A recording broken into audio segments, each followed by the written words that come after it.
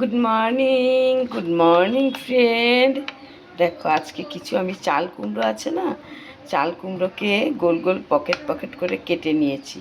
দেখো গোল গোল করে এরকম একটু কাটিনি আর একটু এরকম করে কেটে নিয়েছি। আজকে এটা আমি একটা পুর বানাবো। এখানে হলুদ নুন আমি পরিমাণ মতো দিয়ে দিয়েছি।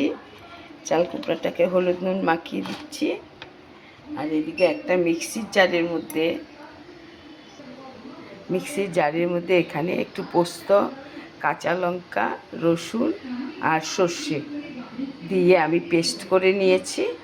এই পেস্টটা ওই পুরটা যে কেটেছি তার ফাঁকে ফাঁকে ঢুকাবো, ঢুকিয়ে কর্নফ্লাওয়ার দিয়ে গায়ের উপরে কর্নফ্লাওয়ার দিয়ে আমি ভেজে নেব। এই যে এখানে আমি পুরটা ঢুকিয়ে দেবো, দেখতে থাকো।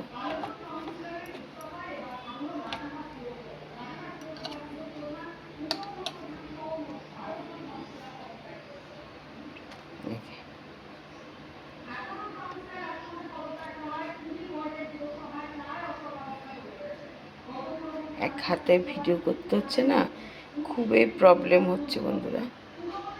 এই যে এরকম করে আমি প্রত্যেকটাতে পুর ঢুকিয়ে নেব।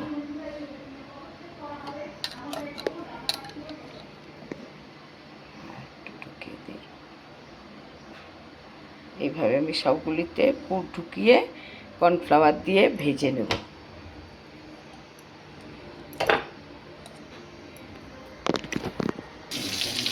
পুরটা ভেতরে ঢুকিয়ে সর্ষা পোস্ত, কাঁচা লঙ্কা, রসুন ওই বাটাটা ঢুকিয়ে ভেতরে খাপে খাপে ঢুকিয়ে আমি এইভাবে কর্নফ্লাওয়ার দিয়ে পুরটাকে ভেজে নিচ্ছি। এইভাবে লাউ পুর, চাল কুমড়ো পুর করতে খেলে দুর্দান্ত লাগে। পটল পুরো হয় এইভাবে। এখন ভেজে নিচ্ছি।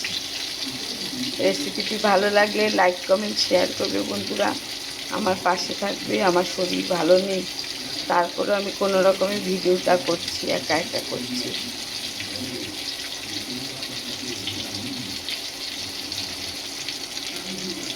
তাহলে আজকের মতো আসি। তোমরা এইভাবে লাউ পুর করে চাল কুমড়ো পুর করে খাবে, দুর্দান্ত লাগে। কাটাটা তো দেখিয়ে দিয়েছি, গোল গোল করে কেটে হাফ হাফ করে কেটেছি, পুরোটা কাটিনি। তার ভেতরে মশলা ঢুকিয়ে দিয়েছি, তারপর নুন হলুদ কর্নফ্লাওয়ার মাখিয়ে ভেজে নিচ্ছি।